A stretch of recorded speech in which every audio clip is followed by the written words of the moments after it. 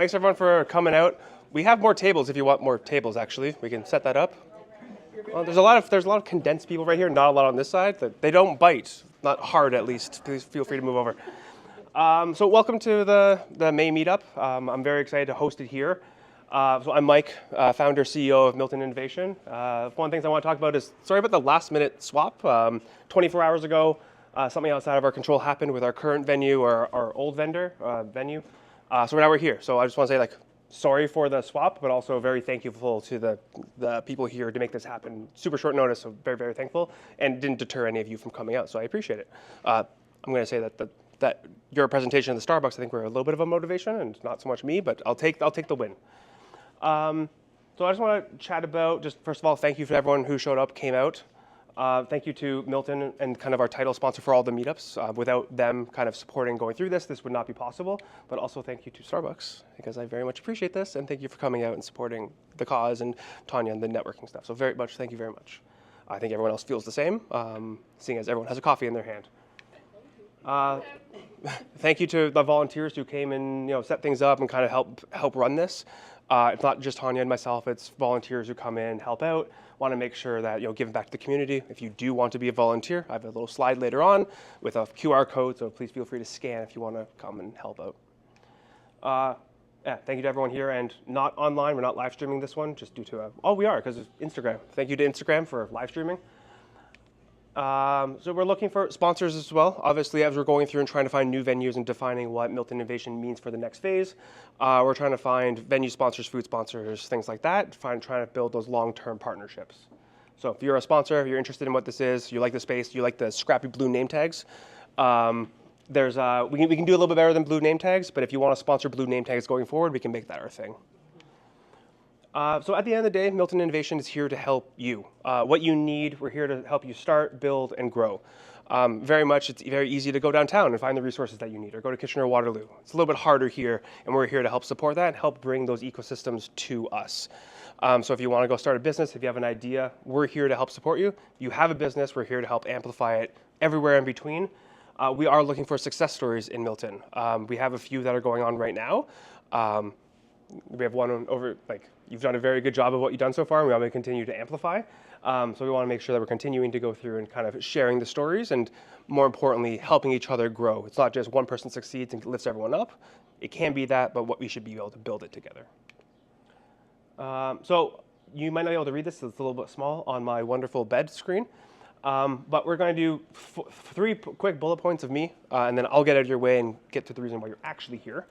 But there is a pitch and introductions section here, and there's been some signups already. So if you want to pitch yourself, your business, your ideas, anything like that, this is now the time with the room full of people. There's already been a sign-up sheet. I think we're 3 deep already, so super exciting. Awesome. So I want to talk quickly about the team here overall. We have a left-hand side, very small, says Director of Events. Someone's going to be coming in and helping us do the events, coordinate, do all these things. Again, venues and sponsors and things like that. So we're going to be looking for how to do all of this together. So someone is coming in to help coordinate all that, and you'll see why in a couple other slides. We're also looking for someone to help out with programming. If you've been at the last 2 events, not that kind of programming, but you just volunteers, so either thank you or not. We're looking for someone head of programming, and programming meaning community for trying to find interests, how to build workshops or courses around these interests in order to give back. So we could do a program about programming. Thank you, Justin. He really wants, never mind, I'm not going down that path. So anyways, we're tailored content. So we're looking for someone to come help and do programming. If you were at the last couple of meetups, you actually know that we had this role filled for a little while. A little bit of confusion, a little bit of, anyways, I'm not going to go super into it, but we are still looking for this. So if you're interested in building events, meetups, courses, stuff like that, I'm looking for someone to help me fill this role. Here's the wonderful QR code that I expect everyone to get their phone out for, because everyone wants to be a volunteer. So we're looking for volunteers to help run events, marketing, live streams, kind of the day-to-day when we do these events. And we're looking for kind of the benefits overall. So kind of direct mentorship with myself and Tanya to be able to help out. Twice a year, volunteer dinner, champion on the website, letter of recommendation. These are the things that we can help contribute towards kind of the volunteers. Also, more than happy to talk through anything else that you need as well. If you're coming to volunteer, very, very happy to support you from whatever you need. If you help out on this side, more than happy to help out the other way. Built a whole bunch of companies before. Tanya's run some very impressive companies. So we can do things to be able to help, whether it's scaling up from an idea or going up and trying to go raise money. All of these things we have the capabilities to do. That means that everyone should become a volunteer, and we would all be really happy. There we go. Last month we had launched some new resources. 4 new resources were about to get launched. We only were able to launch 2. I posted about it on the Facebook group. We have our Innovative Hub, which is our list of all businesses that are tech-enabled in Milton. It's a very small list right now, only because A, they're a little bit hard to find, which is why it's being built, and 2, it was just one person to be able to go through. So if you are building something in Milton that is tech-related, you could be a flower shop that's powered by tech, you could be a full SaaS business, doesn't really matter. I want to be able to list it on the website. So please, if you have anything that you're working on, all the way from idea, all the way up to very big established businesses. We also done the ecosystem enablers. So this is the businesses around the businesses. So people want to work on their business, want to do all these things, but you have marketing, sales, events, all this stuff. That's this list as well. So these are people who have come in and helped contribute to the success of the business, and we're just trying to lift it up and make it serviceable. They're not very easy to find right now, so we want to make a one-stop shop so you can find cool people who are working on cool things and how they're supported. The 2 that are coming up next are ecosystem partners. So this has been talked about for a little while. There's a little bit of extra work that goes into ones like this for schools, accelerators, incubators. So I want to be able to build out a full list of what's in the area. If you want to do 3D printing because you have an idea, where do you go? If you want to go do, blockchain, where do you go? Right? We have these resources. It's all about just getting it all centralized. And then collaboration partners are generally not-for-profits who just help the cause, help spread the message, things like that. If you fit into any one of these systems or any one of these buckets, please come talk to me. We can write your name down on a wonderful blue piece of paper, and we'll get you up onto the website. I'm going to swap our whole branding to blue when I go home. Upcoming events. So let's talk about meetups first, which is good because then now there's categories. There is the June meetup. There is no set venue or topic yet, and that's due to just having trying to be a little bit in flux right now. So this is to the June meetup. We will have it. We will be announcing it. But what the topic is a little bit TBD right now. So if you have an idea for our topic, we can help find a sponsor, help find a speaker, help find a venue, stuff like that. So any ideas, please feel free to come along. We do have a pending speaker that is, this is dying. We do have a pending speaker. It's actually Chris Greenfield. He is the managing director of 111. He's also a Miltonian. He actually helped build the MEV while it was here. He helped doing a lot of the groundwork innovation in Milton.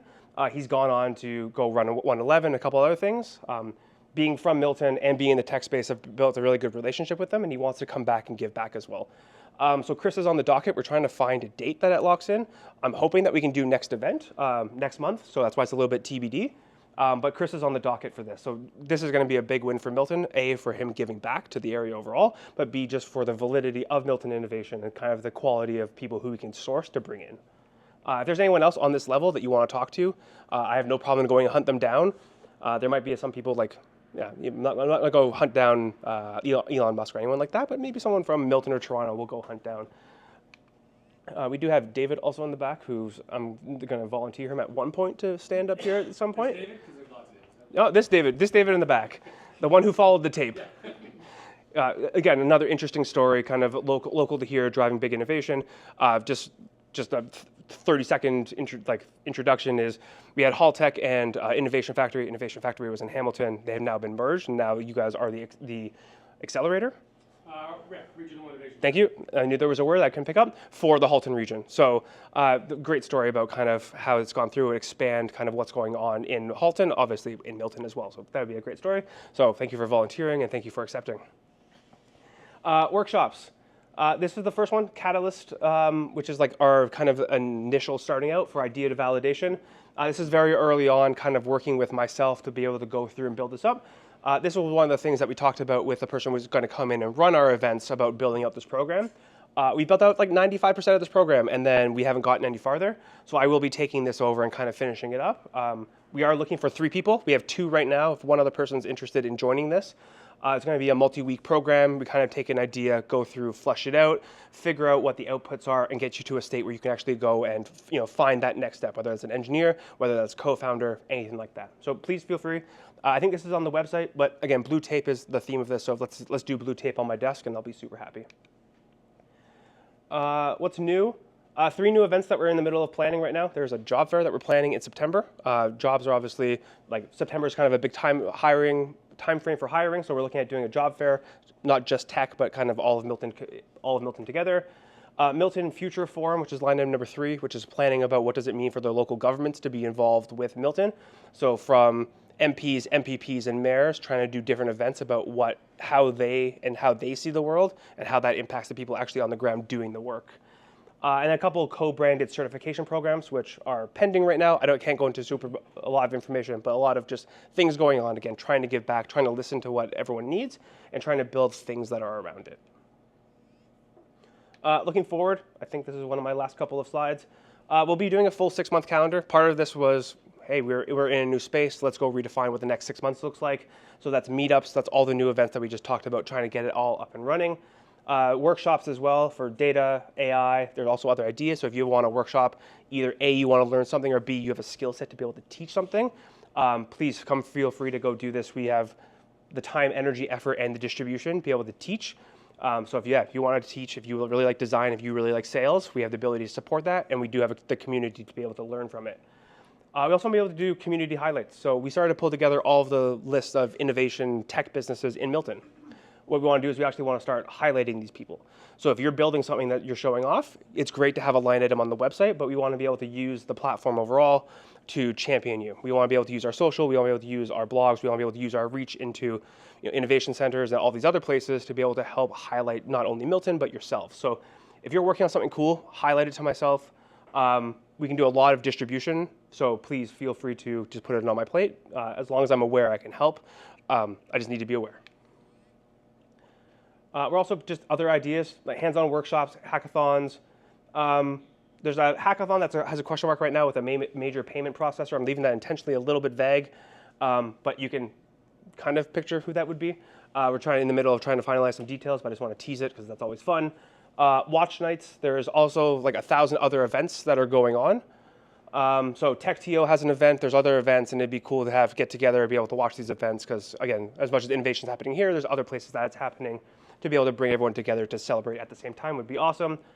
Problem nights, there's a whole bunch of tech people and a whole bunch of entrepreneurs in the space with a whole bunch of normal businesses that are not tech enabled that have problems. Very easy to help listen to their problems and give them solutions they might not know about. And the last one is just a leadership summit. It'd be good just to get together with the leaders, figure out what's going on in the trends, and be able to communicate that information back. Because a lot of information, not a lot, but information gets stuck at the top. It doesn't trickle down.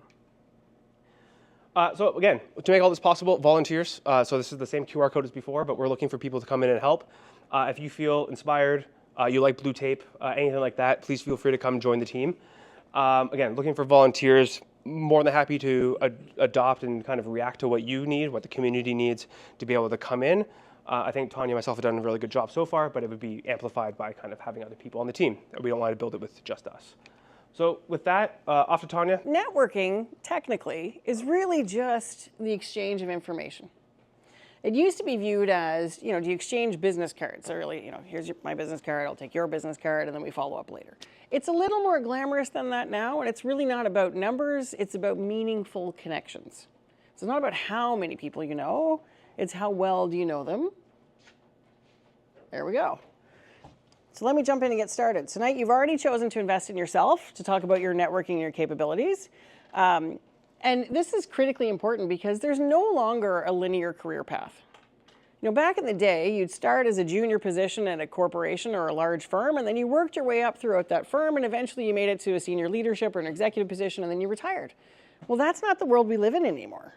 That's just not the reality of it. And now, more than 53% of Canadians are actually self-employed or in the innovation space and working hybrid or remote. The game has changed. So let's talk about how do you actually leverage that. Networking, it's not about who you know. We've heard that term before, it's all in who you know. It's not about who you know. It's about who knows you. And more importantly, what are you known for? Are you remarkable? Do your actions align with your brand? Are you consistent with what you're presenting? And does it align with what your goals actually are? If you're not sure about your brand, and if it aligns with how you want others to view you, ask 3 people closest to you. What are the 3 things they would describe you as? And if it doesn't align with what you want, that's meaningful feedback. Don't fight it, thank them, and then think about how do you actually change that. I can speak to the importance of networking because my last 5 jobs I didn't apply for. And that's not to be arrogant. That's just the reality of today's world. When opportunities arise, those in the decision-making chair think through who do we know that can execute on what we need. And they're going to reach out to their network and then you get a tap on the shoulders to apply. It doesn't mean that you're automatically offered the job, but are you top of mind when the opportunity that you want becomes available? And if they know you and what you're capable of, they're going to say, let's have a conversation. That conversation usually takes place at Starbucks, which led to our sponsor tonight. But, you know, that's the reality of today's world. You need to network, not just about your career, and it's not really about sales. It's not about being salesy anymore. Let me network with you so I can tell you all about me and how fabulous I am and what the thing I'm doing is great. That's not really about it. You know, we know that if you're more successful, it's because you have a larger network. It's proven time and time again. If you haven't dove into this before, anyone follows Harvard Business Review, HBR, highly recommended, especially as a business owner or someone in the innovation space.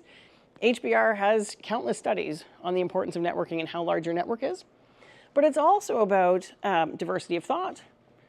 It's about diversity of talent. It's about creating new ideas. It's also about your mental well-being. Human beings need to feel like we belong. And networking enables you to make those connections so you feel like you belong. And then, you know, as I talked about earlier, recency effect. If you're not doing this regularly, are you actually top of mind?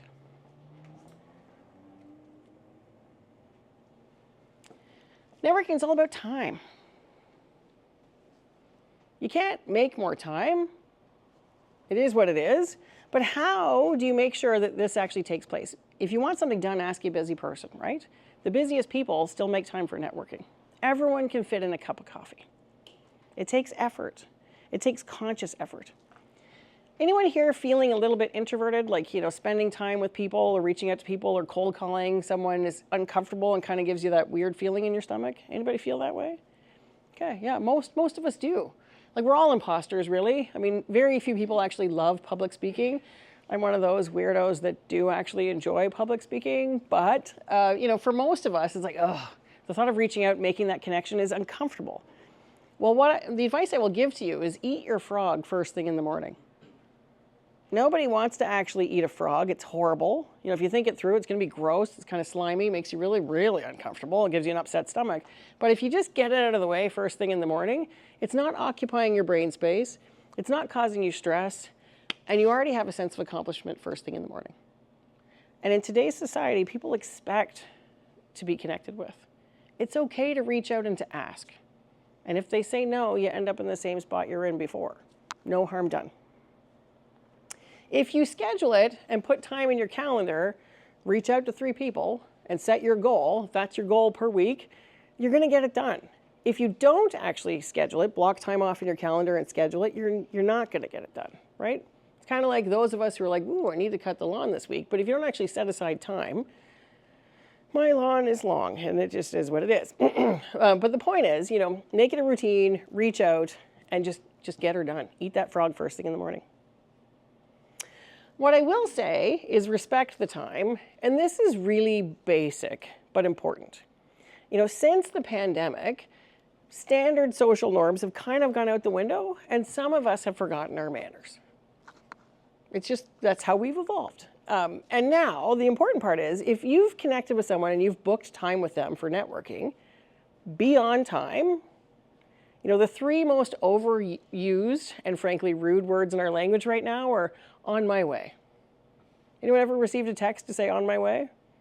That's really a way of saying I'm late and I didn't leave early enough and you're not important enough to me. That's really what that means, right? And we're all kind of laughing because we've all sent those texts. I've done it too. But the point is, you know, on my way does not respect the person who made time for you to network. So make sure you respect their time and be on time. The last thing is how much time did you allocate for networking? Did they book a 45-minute meeting? Did they book a 15-minute coffee? How much time was allocated? And make sure you finish on time. So if you're going to network and someone is giving you their time, make sure you respect it, maximize it, and finish on time. Make sense? Because otherwise, the next time you reach out, they're probably going to be less available, right? You're going to be scheduled or pushed out, or things will change. But yes, it's kind of basic, but the last 2 points are really important. Before you meet someone for networking, what do you actually want? Right? Before you come up and take the microphone tonight to take one of the 5 spots to pitch yourself or your business, what do you want out of that? And make sure you understand it. You don't necessarily have to lay it out in that plain a language for the person you're connecting with. But if you don't know and don't have a clear vision, it's really hard to execute on something you're not clear about. And the last piece is take a moment to reflect of what are you good at and what value do you bring to the table? As humans, we second guess ourselves all the time, right? You know, oh, I'm not really great at that, or I'm not really good at this. Pause, take a minute, center, and say, what are you good at? And how can you add value to the person who just made time for you? And then throughout the conversation, listen to what they're saying. Most human beings listen with the intent to respond. That's not the same as actually hearing them. There is a squirrel in our room. He's networking. Look at this little guy go. He was fearless, and I think I think Liz had a mild heart attack there, but we're good. Okay. We're good. Okay. He knew Starbucks was here, and he's all excited. But the point is, you need to list. He doesn't have he's not getting blue tape. He's not getting a name tag. Or she, I'm not sure. Did he go? Okay, perfect. But the point is, listen to them and look for those opportunities where you can then add value for them, right? Are they sharing with you a business problem they have, or a gap they have, or a need that they have? And then look for ways that you can connect. Is he out?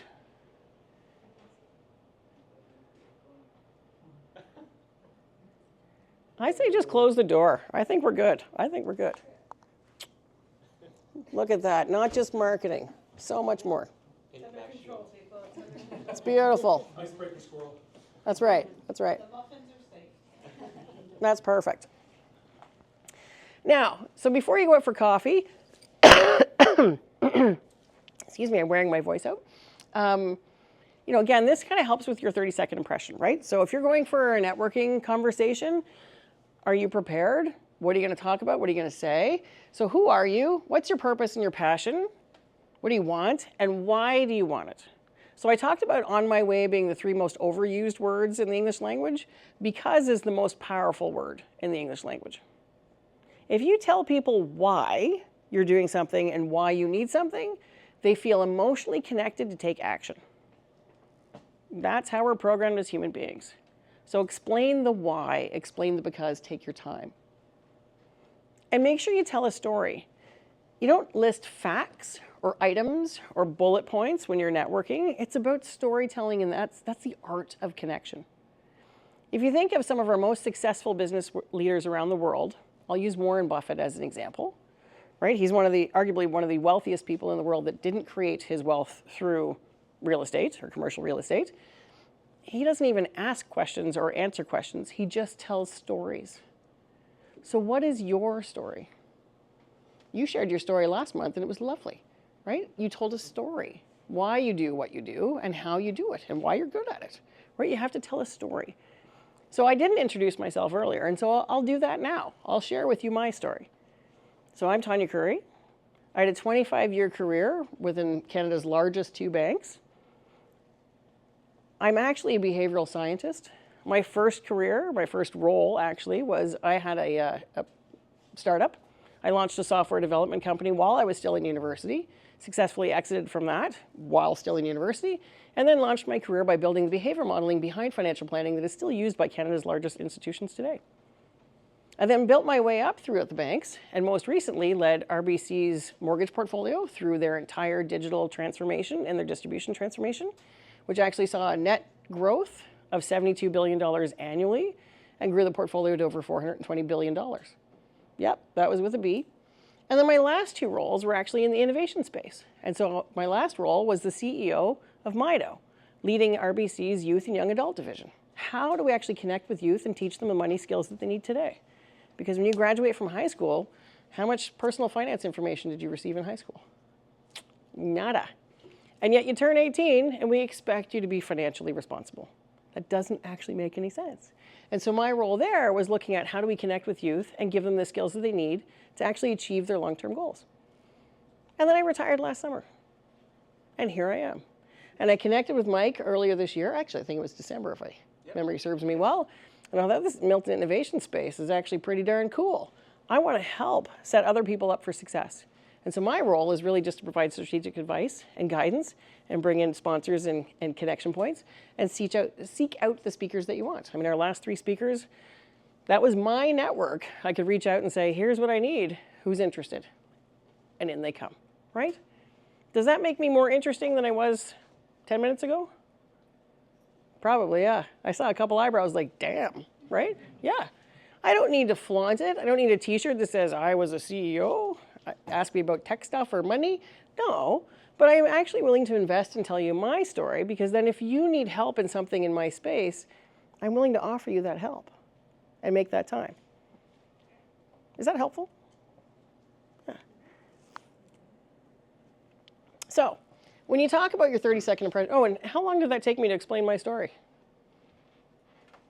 2 minutes. Yeah, between 30 seconds and 2 minutes, right?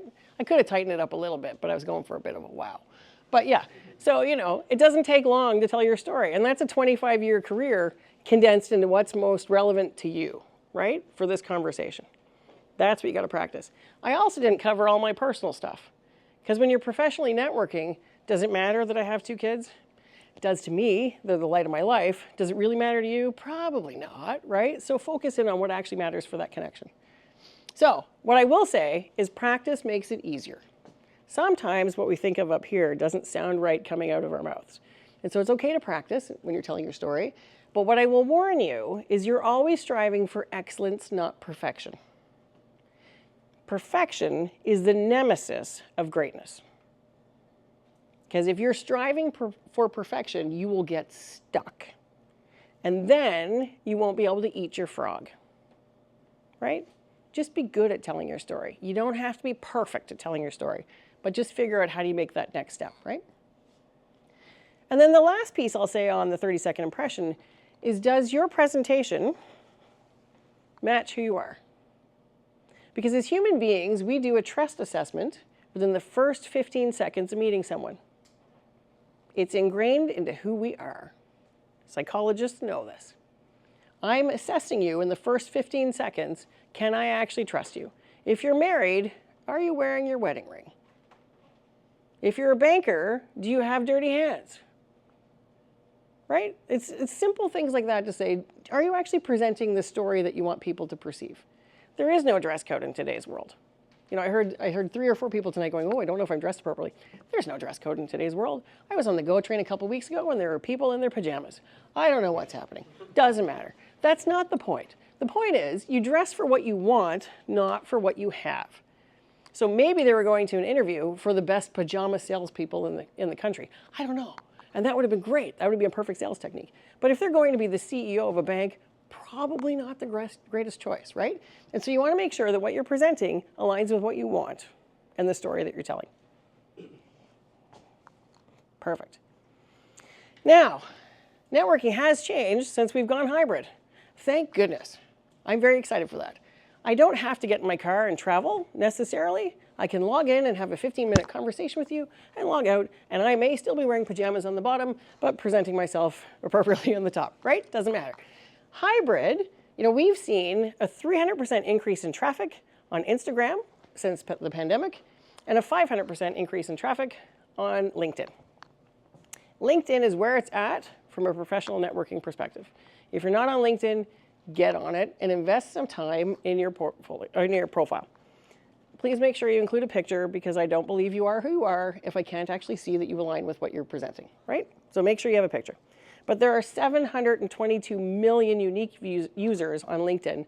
And for those of us who are perhaps over the age of 40, it's really a virtual Rolodex, right? And so again, as an example, when I connected with Milton Innovation, I put it out to my network to say, I need someone to come in and talk about digital marketing. Dave Strang jumped in and here we go. I just sent it out through LinkedIn. It's that easy. Instagram is more casual, great for, you know, profiling your business. Frankly, Twitter's not really great from a business networking or a professional development standpoint anymore. A lot of things have changed in that space. But if you're seeking a 40-something white male, Twitter's probably still where it's at. But other than that, Twitter's not really what people use for networking. Online relies heavier on your verbal skills. So when you're in person, you can present yourself, and how you behave matters, how you sit matters. Like, people can actually make that human connection because they see your behavior. When you're online and on the screen, it's your verbal communication. So again, make sure you're tight on your storytelling. What we did see during the pandemic when we were 100% remote is we actually saw that virtual networking leveled the playing field. So if I'm in a wheelchair, you actually don't know that. And I don't feel like I'm being discriminated against if I'm on a screen. You can't tell. We know in North America there's a bias towards tall people. That's why as a tall woman, I still wear heels. Go with your strengths, I say. But you don't know that when you're on a screen, right? All of that's eliminated and everything is equal. It's 100% relying on your verbal skills. So just remember to focus on that. Now, when you get to the actual art of networking, don't overthink it. Be authentic, be who you are, go in with your goals in mind. I will talk a little bit about the handshake, because a lot of students have asked me this question, and a lot of people earlier in the career have asked me this question, and since the pandemic, the handshake has changed. But the handshake is a male behavior. I'm just going to call it out. And so think that through when you're meeting someone for the first time. Do you actually put your hand out to shake someone's hand? Women don't naturally do that. The handshake actually evolved from warriors and people in battle, right? And they'd actually grab down here and they'd have a firm shake, and it was a trust piece, right? I think we've passed that stage for the most part. But since the pandemic, do people actually want to touch each other? That's personal preference. A lot of people who are germ sensitive don't want to actually shake a hand. There are a lot of people who don't want to, a lot of things going on. Hugging actually transfers less germs. It does. So maybe people go in for a hug. If you're not a hugger, don't force the hug. It's weird. It gets awkward for everyone. But if you're gonna actually meet someone face to face for the first time, follow their lead. Do they put their hand out? Then shake their hand. If they don't, you don't have to if you don't want to, right? So just kind of flow with it. I will say on the handshake, there's a few things to avoid. Have anyone experienced the dead fish before? Right? Yeah, right? It's awkward. And then there's the iron grip. It's not a test of strength. You don't need to prove how strong you are when I meet you and you're crushing my hand. That's not helpful. And then this one I find really interesting. And I actually saw this demonstrated a few months ago. A dad was teaching his son how to shake hands. The son was, I think, maybe grade 8. And he did the lock and twist. Have you seen this? And so, Liz, may I demonstrate on you? Would you mind just standing up for a second? And so this is important to see, because this is not how you make a good first impression. So you go in for the handshake, and then you do this, because I'm demonstrating my dominance. Don't do that. Don't do that. Thank you, Liz. Awkward. It is awkward. It is awkward. It's weird. And the fact that the father was articulating this to his son, I thought, dude, we got to stop this. Like generationally, let's just let this go. And so it really just a soft, casual, nice connection. That's all you're going for. But don't overthink it. If you do the dead fish, it's okay. They'll forget. It's okay. It happens. Now, take a second, reach the person beside you and shake their hand. Right? Right. And don't shake it forever. Just 1 or 2 pumps is good, right? Right, 1 or 2, right? Don't hold on for it. Let them go. Let them go. It's okay. All right, how did that feel? That was okay? Did anyone want to do the twist? No, right? No, don't do it. Just resist the urge. Resist the urge. Okay. And I will say from a networking perspective, be creative. Long gone are the days where the only way to meaningfully network was out on the golf course or at the big game. It's okay. In today's world where we're busy, no, I actually don't like golf. I don't. And I don't have 4 hours to kill with one person in the same cart. I can actually be way more efficient with my networking than that, right? And so be creative. When I was actually out west, I actually joined a women's professional networking group where every month 10 of us would go to a nail bar and we'd sit there for 45 minutes and get our nails done because we were getting it done anyway. And then we'd connect with 9 other people meaningfully. It was amazing. Amazing. Very efficient, very effective. The newest thing post-pandemic is actually walking meetings. Ask them to go for a walk. Everybody wants their vitamin D. Everybody knows, sedentary lifestyle is the new smoking, right? So we need to be moving, we need to be active. Makes you feel good, it's memorable. Walking meetings are where it's at. Go to a Starbucks and go for a walk, right? So be creative in your networking. Figure out what the connection is, what we have in common, what we both like, and go for that. But you don't have to invest a full day with one person for networking. First of all, it's exhausting, especially if you don't know them that well. This is still really impactful if you're trying to impress a big sponsor or a big client, or you want to thank someone for their business and this is important to them, go for it. But if it's your first connection, it doesn't have to be something that big and that meaningful. Now, in North America and around the world, the most common way of networking is, do you want to go for a coffee? Right? Has anyone ever been asked for that? Sure. Have you asked people for that? Sure. So this is the most common way to network. It's casual, it's meaningful, don't be salesy, right? If you don't like coffee, it's okay. It's not actually about the coffee, although with Starbucks, clearly best coffee. But it's not about the coffee. Like you go for a water, or a cup of tea, a refresher. Starbucks has lovely refreshers. It doesn't have to be about the coffee. But the art of going for coffee is important. When I was an executive and people would ask me for a coffee, I know you need something from me. And I know it's a casual connection, the way to breach the conversation, like to start the conversation. I'm okay with that. That's the expectation of going for coffee. And people will always make time for a coffee because they're probably going anyway. What I will say is there's a big difference between coffee and lunch and dinner. Dinner is very personal, and you probably should have a relationship already before you ask somebody for dinner, because otherwise it's weird, and you're actually creeping into their personal time, and they may not want to do that, right? That's a commitment. Lunch, that's more of a presentation. You're asking for a sponsorship. You're asking for something like big, perhaps lunch, but coffee is where it all starts. Ask for a cup of coffee, and they'll go. In terms of who pays, generally whoever asks pays, in case that's a question for you. In today's mobile world, everyone's kind and pre-orders mobile Starbucks. You show up, everybody's paid for themselves. It's easy. If you're networking within your own corporation, the most senior person pays. There's actually rules in place for that, just the way it is. Don't fight it. And then the last piece here, make sure the venue enhances the conversation. You want to be able to hear each other. You want to be able to have a conversation. I was at Starbucks this afternoon and I heard a real estate agent meeting a new couple that's looking for a home. I saw someone doing a job interview. I saw someone else having a mid-year performance review in a Starbucks. I'm like, this is amazing. Because it actually facilitates conversation. And on a business side piece, if the venue suits what you're asking for, that's even better. So if you're actually pitching a high volume, low margin business, go to Tim's. That makes perfect sense, right? But if you're looking for a lower volume, high margin business that's built on customer experience, go to Starbucks, right? So pick a location that actually facilitates what you're looking for. And the important part is practice.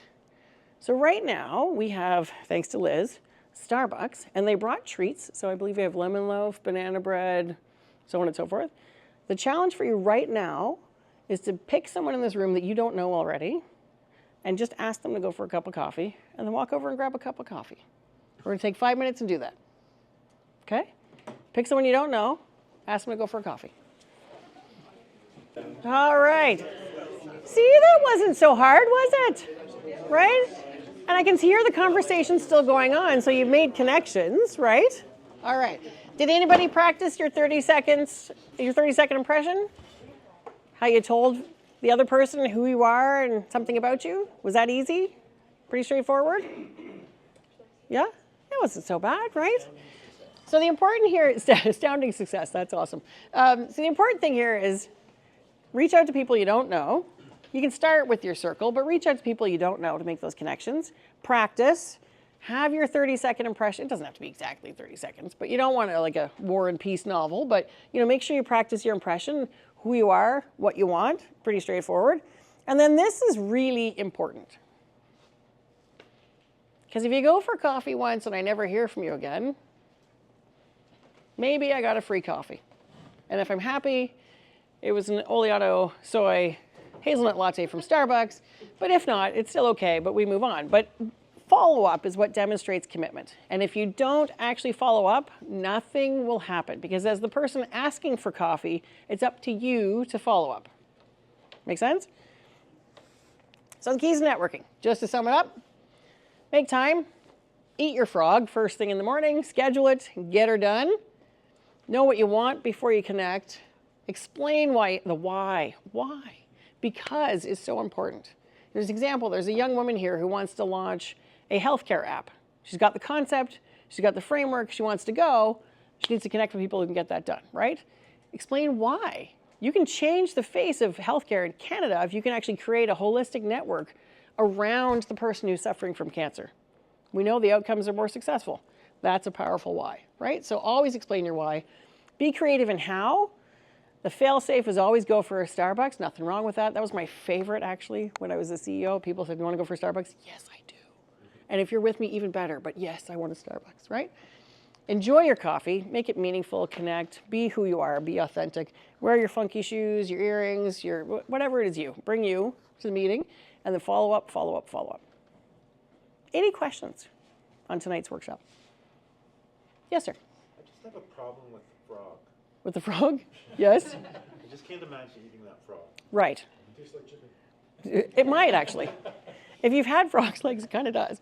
Well, I mean, please don't actually go out and catch frogs and eat them. That's not what I'm allocating. But the point is, like, do the thing that makes you most uncomfortable first thing in the morning. Because we don't realize how much of our brain space is occupied by that one thing that causes us anxiety.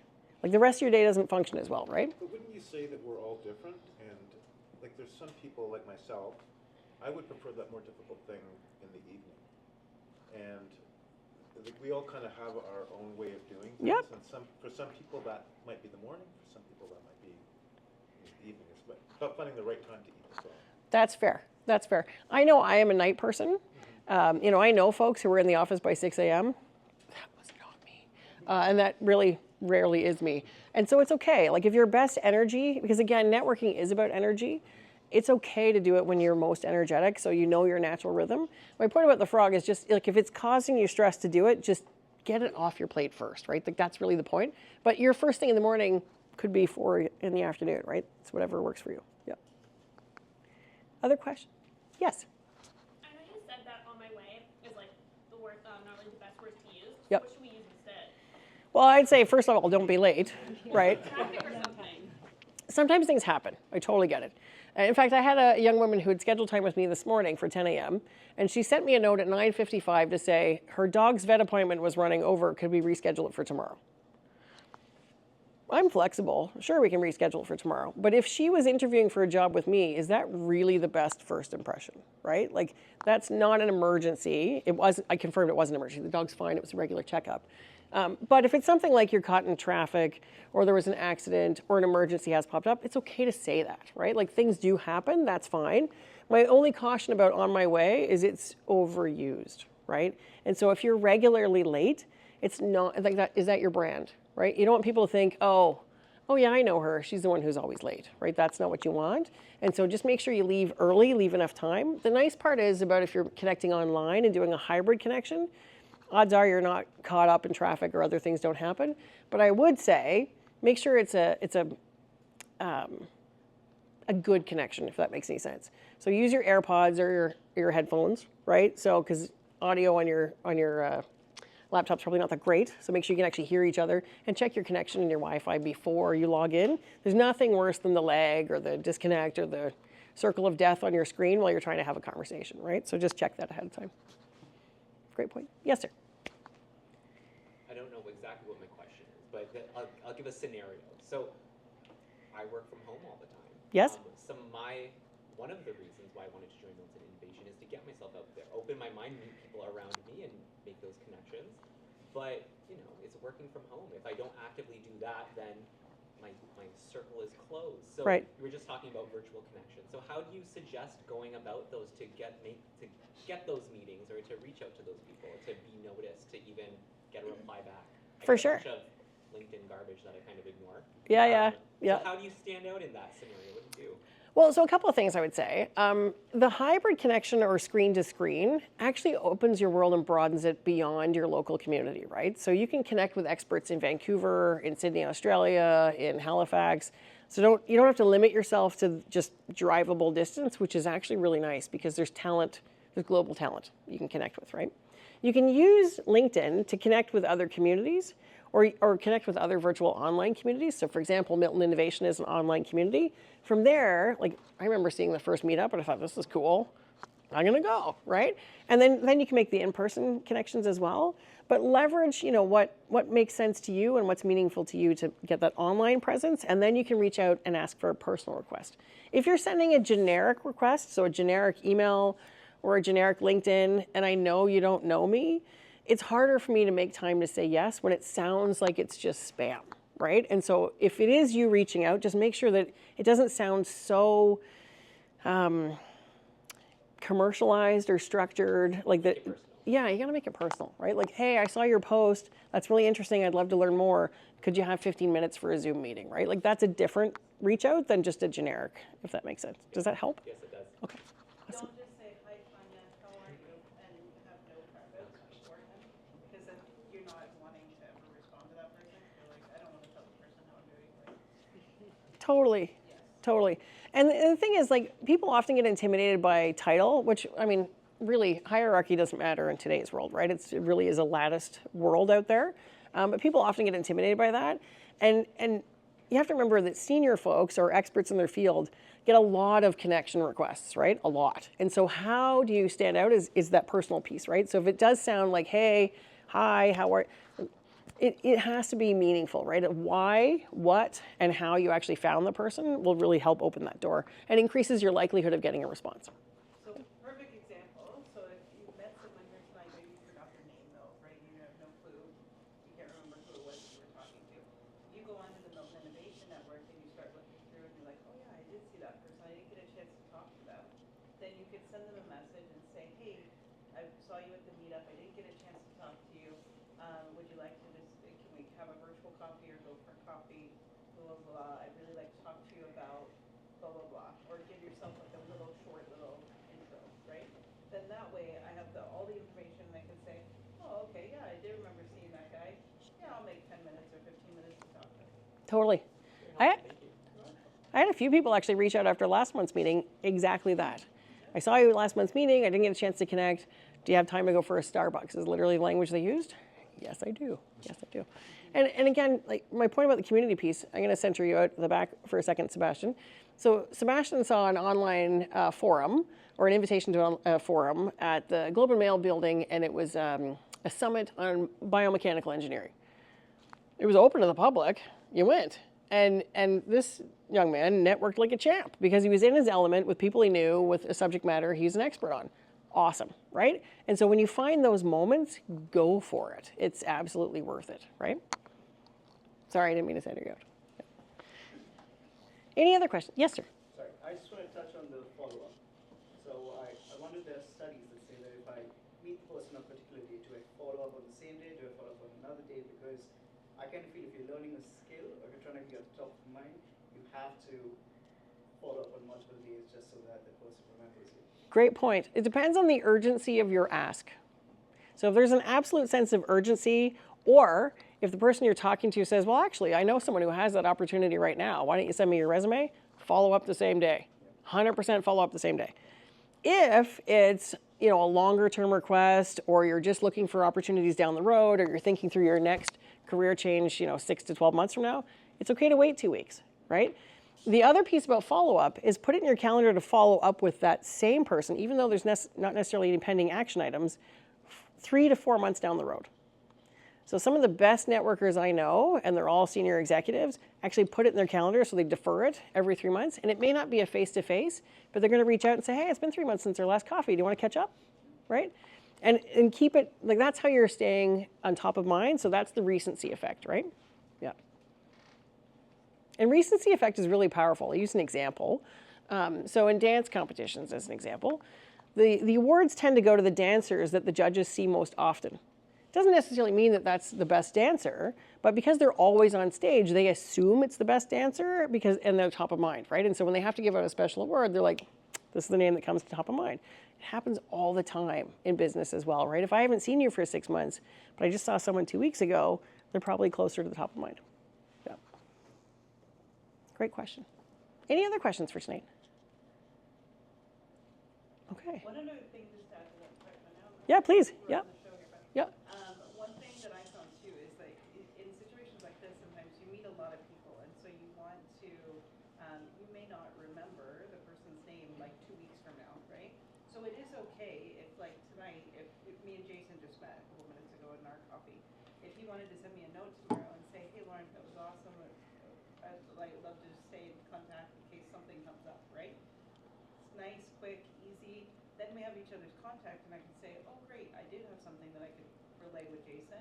Then I'm going to be able to go back to my messages quickly and be able to identify him versus like, hey Mike, there was this guy that came and he did this thing and whatever, and I can't remember his name, and then he's like, I have no clue.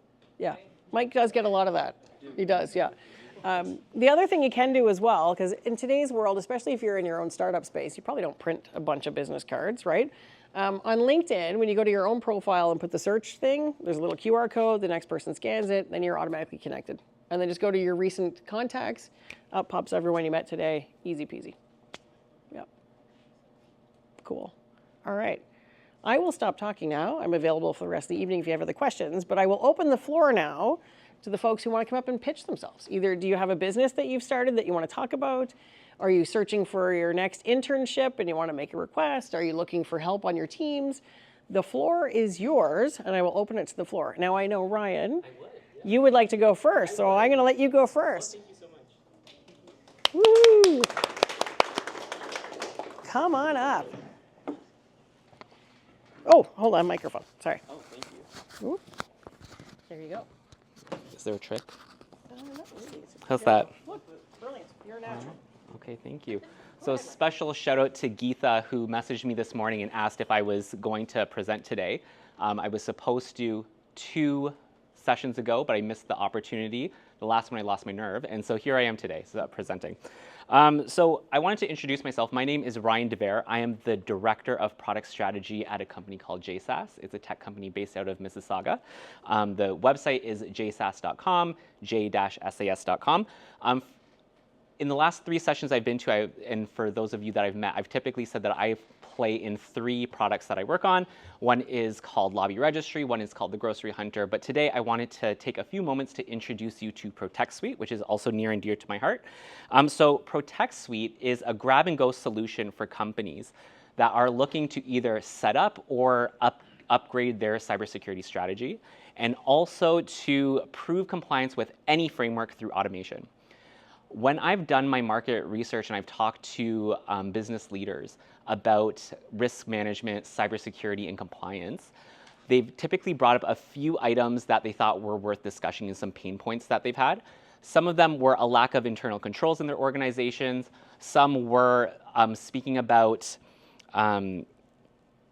uncertainty in identifying risk in identifying cybersecurity vulnerabilities. So they have vulnerabilities, they're not even sure how to identify it. So that's the issue.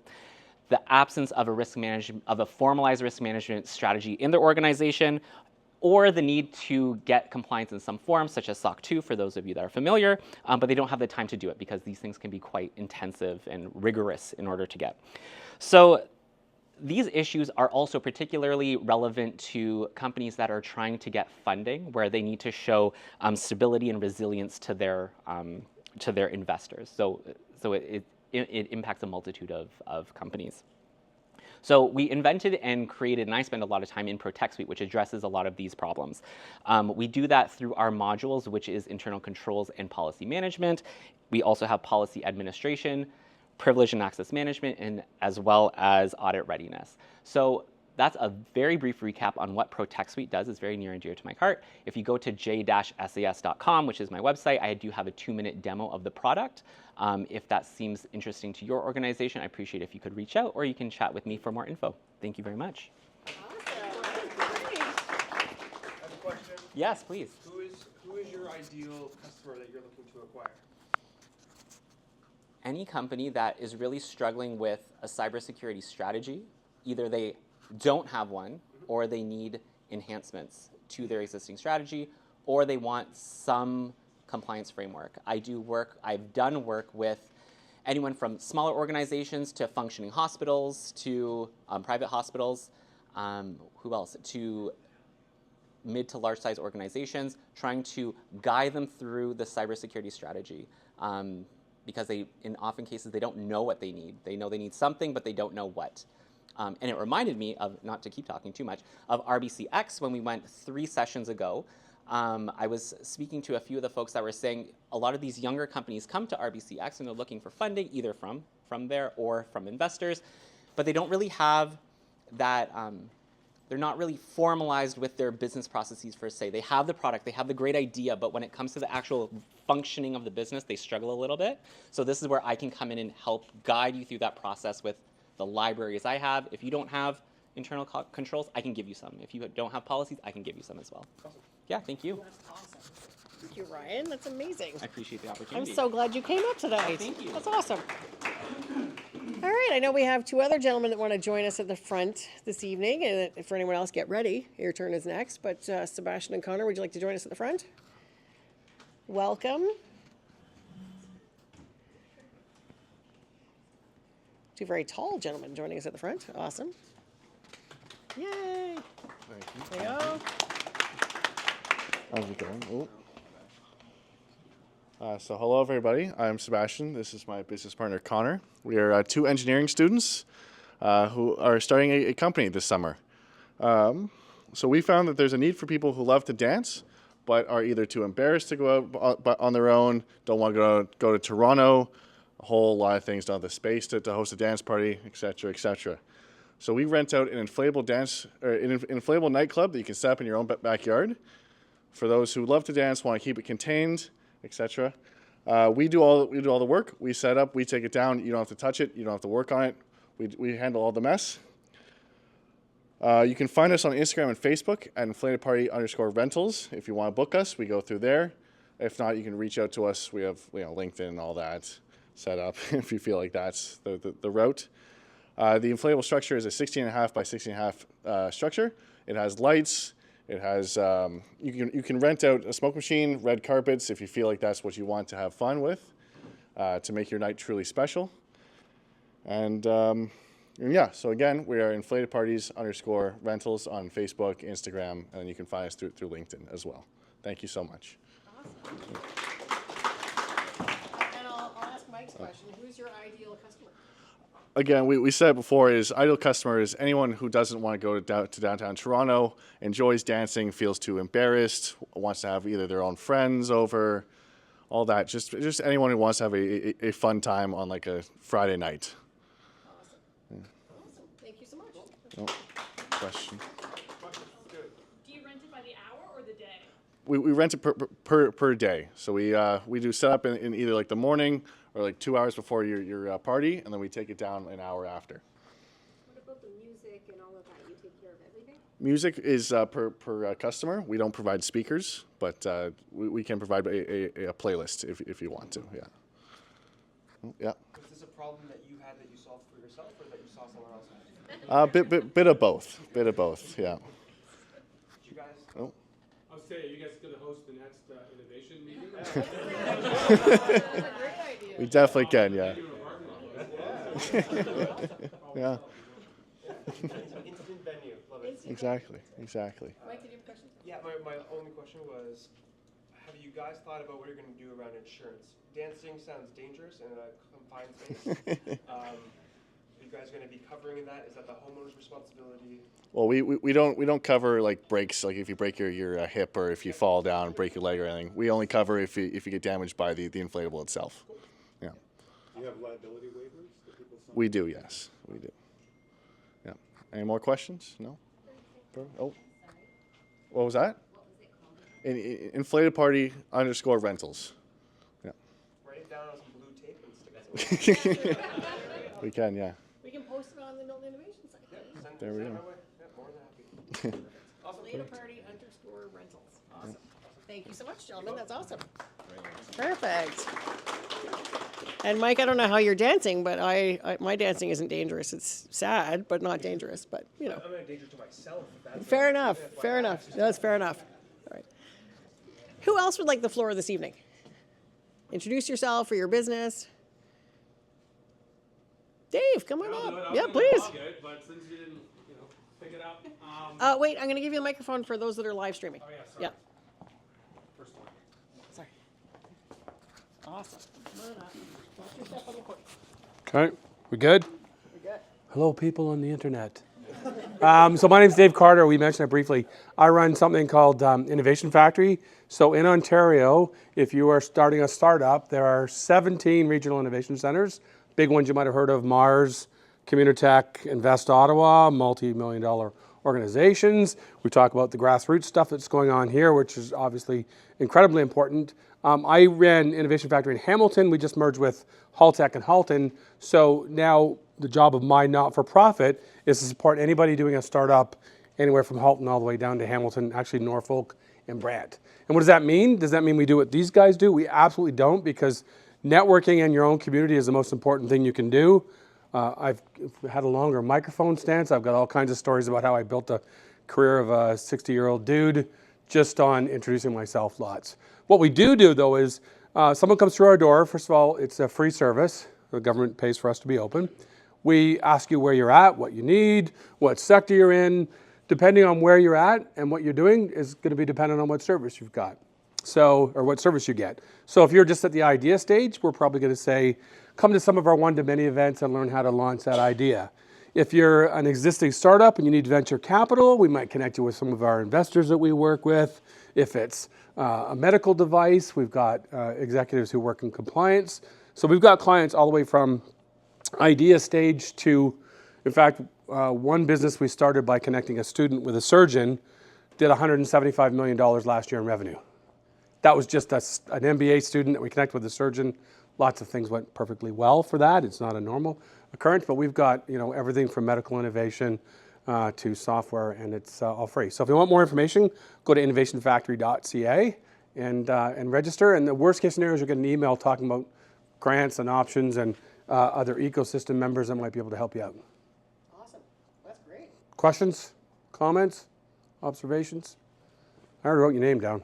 Well, thank you. I think my product will help a lot of people in my organization. And you said part of what you do is to connect these people together. How do I get on your list? Yeah, so first of all, register to be a client because you're a business. So here's who we would work with and who's who we wouldn't work with. So Inflate a Party, we would call you a Main Street business. You're offering a service. You didn't invent the tents and those sorts of things. There's no IP. We would send you to the Small Business Center in Halton. They've got all kinds of grants for things like that. You're in the innovation space, right? You've invented some software.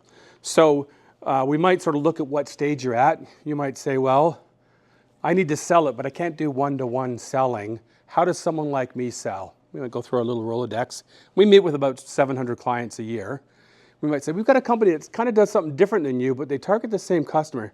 Here's how they do it. And maybe make a connection. Or you should be doing this as a partner. Maybe your software bolts onto someone else's software. Maybe it sits on top of the Microsoft stack. We're going to pull in some of our Microsoft contacts, and maybe you need to be part of the partner program to get connected into those places. So it's really going to depend on who you are. There's all kinds of grants. There's one of my clients just got a CAN export grant because they wanted to appear at a trade show in Las Vegas. That was a big stretch for them. And so they applied for a CAN export grant and they got their costs covered to go and be at this trade show.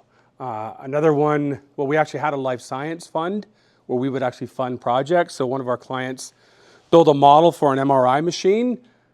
As a startup, they didn't have their own MRI machine, big surprise. So we actually funded them working with the hospital, testing that device on the hospital's MRI machine and paying for the time of the operator. So it really depends on who you are. First thing is just sign up. One of our client services reps will get back to you and set up an intake meeting. That was a commercial, wasn't I? No, but it was. But I was. But no one jumped in to do their own intro, so I had to grab the mic. All good? Yeah, it's good. Thanks, everybody. Thank you, sir. Yeah, I describe you as a dude. That's fair. That's fair. You described yourself as a dude. That makes sense. I like it. Anyone else would like the microphone today? Please, come on up. Watch your step. Watch your step. Hi, my name's Roger, and my idea starts from, I have a 12-year-old son, and from the time that he was probably about 5 years old, I used to go out and buy those curriculum books. You remember those? The curriculum books, they have little pictures and they have little stories, and then the students are supposed to do the exercises in them. And then the parents afterwards, they go to the back where the answers are because, of course, we don't know them already, right? So we have to go look them up. And so after going through curriculum grade 3, 4, 5, I thought, why can't this be online? And I was really surprised that it wasn't online. So I've been working for the last year with a company in India, Philippines, and Bangladesh to develop an online version of the curriculum book. And we're basing it on the Ontario curriculum exactly. So everything that we do is actually going to exactly follow the Ontario curriculum. And we're about 60% of the way through, and hopefully by September we'll be ready to launch. Amazing. Yeah. And so, Roger, what are you looking for? Are you looking for consumers to purchase your product? Are you looking at investors? What are you looking for? Oh, not investors yet. I'm not sure. This is your issue, right? I mean, this is what you said, and I don't know what I'm looking for now. I guess I'm looking for feedback on whether or not people think it's something that they would consider. It's going to be a subscription-based program where you're going to pay like between $5 and $10 a month. I forgot to mention that there will be 3 portals. One for students, where the students go in and do their work. One for parents, where they'll be able to monitor the work the students are doing so you can see. I remember with my son, did he spend 15 minutes? Did he spend half an hour? Did he spend an hour? You'll be able to track that. And there'll be another one for teachers to track their students. So again, this is all still in the development stage. And I guess I'm just interested to see whether that's something that people think that they would invest $5 a month in. Who's got kids? I spend a lot of money on Kumon. Yeah. It's all pencil to paper. So Yeah. this is interesting to me. Okay. You have kids? Yeah. Yeah. Is that something you'd spend $5 a month on? Definitely. Yeah. Two of my kids goes to Kumon, so it's Oh, okay. However grade would you go? We are doing it from grade 3 to 12. Yeah. Yeah. In terms of platform, are you just looking at the web for now, or Just the web. Oh no, sorry. We are going to have both a mobile-based service as well as web-based service. Okay. Yeah. Yeah. is it going to be in English and French? What a great question. I haven't thought about that. Hadn't thought about that. Bilingual. Yeah. Yeah. Go ahead. Currently, like I have 3 kids, and I get Google Classroom updates all the time that explain, okay, here's the class assignments, here's what's happening here. That seems to be the choice for most teachers. Like, could this integrate in with Google Classroom so it just gives me more in-depth insight as to what they're doing, or is it repetitive from what we're used to? So not for the first version. So we just want to get up and running and see if there's going to be interest in it. If we find that there's interest, then we'll invest more money and hoping to go to you at some point and get this But you bigger. could line up with the curriculum that's being listed in Google Classroom. When I was a grade 3 teacher, so they were getting a notice saying, you're currently learning about fractions, and if it's based on the Ontario curriculum, then you just make sure that the names of your lessons and curriculum lines up with what it Oh, is. so we would. It would line up. If you could just be one button click away, but that's a bigger business Right. development partnership. But if someone said, need more help, and they Googled need more help, and you came up, and they put in the course as they were listed by the different school boards, then they could see that there's parity. Well, what's beautiful about the Ontario curriculum is that it's all exactly the same. So they go by numbers, and you can actually follow along what the children are doing through the year in order. So that's one of the beauties about the Ontario curriculum. It doesn't vary from school to school. Yeah. Sorry, I'm just very interested. I wish I had this when I was a kid. So would you have something so like they would do the course and then would they get would it be like a quiz kind of base? Yes. So And then if it was like below the percent that the parents would set or just the average, would they say you should do these more worksheets? Or Oh. would you give them more questions and stuff to get better at it? Or how would you do it? that's a wonderful idea. Live user feedback. Yeah, this is great. This is great. That's what this is for. That's right. Yeah, that's fantastic. We hadn't thought about that either. And That's then you can have, I don't know, would there be a video or anything to walk them through it step by step? so we've seen that. So once we get it launched, our next stage is that we're actually going to have video lessons for everything. But that's just way too much work to try to get it off the ground. No, I just thought, would there be like more worksheets and like help you practice more? No, that's a great idea. I hadn't thought about that. This is great. In your focus group. Yeah, definitely. Yeah. So, sorry, this curriculum is online. Does that mean that the children would be attending classes online? It's not for classes. So this is to support what they're already doing in school. So if they're in grade 3, they'd be signing into the grade 3 curriculum, and then they would be able to follow along with what they're doing in classroom in grade 3. So this would be. This is supplementary to the classroom, yeah. Okay, so then I have sort of like a controversial question, especially if you're talking age groups 3 to 12. What would you tell parents who are a little worried about too much screen time, versus actually, does that ever come up? Because I know the younger generation is glued to the screens. It's Right. when you have your TV and then you have your, actually learning stuff online. That I have thought about. Most parents would rather, kids are going to have screen time, and most parents would rather, if they're going to have screen time, be doing something like this than something that's just like a TV show or something like that, right? So that's supporting what they're learning in school. Most parents would see that as something that's really a positive screen time versus negative screen time or neutral screen time. Right. Okay, I was just worried about more in terms of fatigue, going to school and then coming back and, trying to relax, but then having an activity. So could that translate into something more in terms of the real world activities? Yeah, it is online. I guess it would really be up to the parent to determine how much time they want their child to spend on this, because for some parents it's seen as like this is kind of like homework time.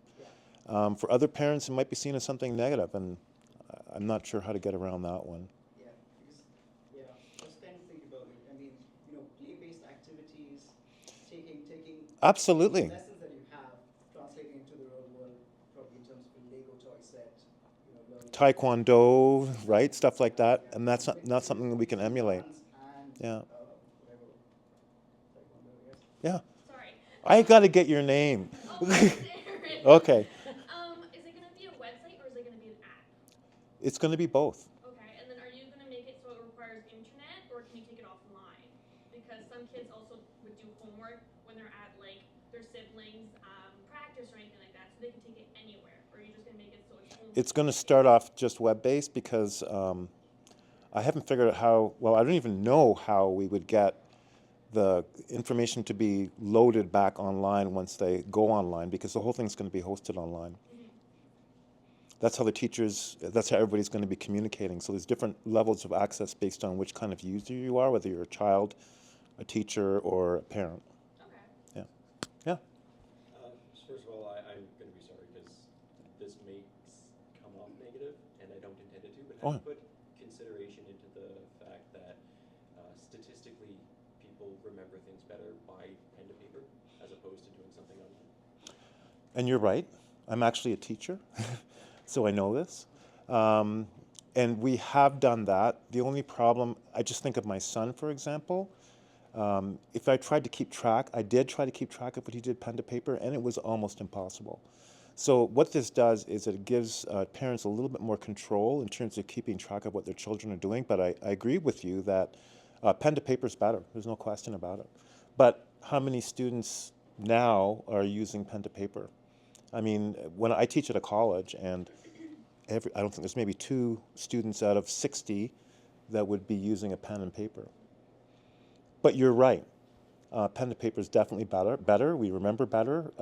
It means that we have to use more mental processing to get the information. And I'm not sure what to say about that. It doesn't come across as negative because it's true. I was the only person who sort of said something critical about it, that was all. No, but it's true. It's absolutely true. Yeah. Well, based on your idea, could you not make it on a tablet and they have just an Apple Pencil or something like that?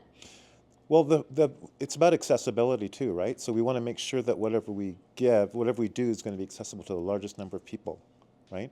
And by the way, our next step, if we manage to launch in September, we're going to have contract teachers across different provinces to develop the curriculum for their province, because we'll already have the structure in place. So then those teachers will develop the contract, like for Alberta, for example, or British Columbia, and then hopefully move into the States. And hopefully it'll become like the, sort of the core way of people supporting their children through education. I just wish we had it ready before COVID. Everyone needed that. I know. Mike's got a question for you. Yeah.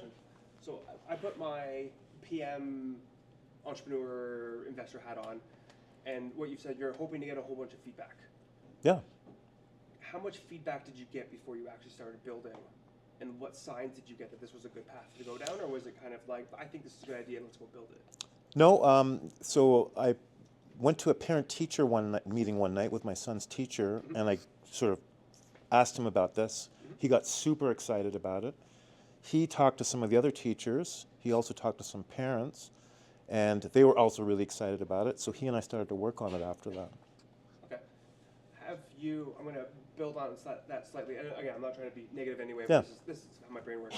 Your buyer is different than your user in this case. That's right. The parents are going to really like this because they can track every single thing. How do the kids feel?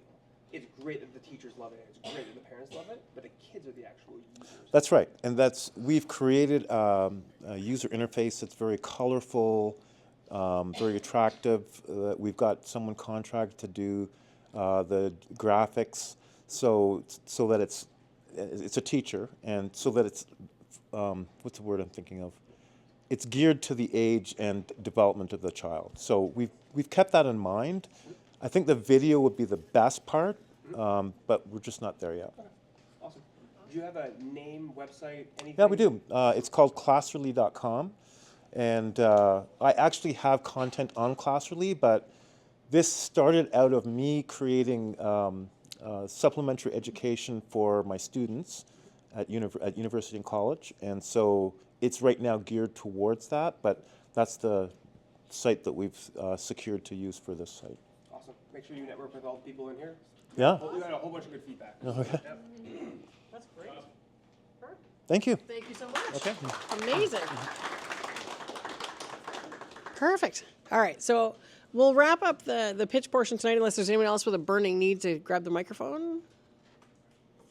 No, okay. We still have plenty of coffee and delicious Starbucks snacks, so please grab yourself a cup of coffee either on your way out the door or if you want to stay and network, we still have the room for the next half an hour or so, so please, you're welcome to continue. A huge thanks to the Legion who bailed us out in the 11th hour. They are Georgia from the Legion here is certainly our guardian angel, and a huge thank you to Liz and to Starbucks at 2500 Appleby Line for sponsoring tonight and bringing the coffee and the delicious treats.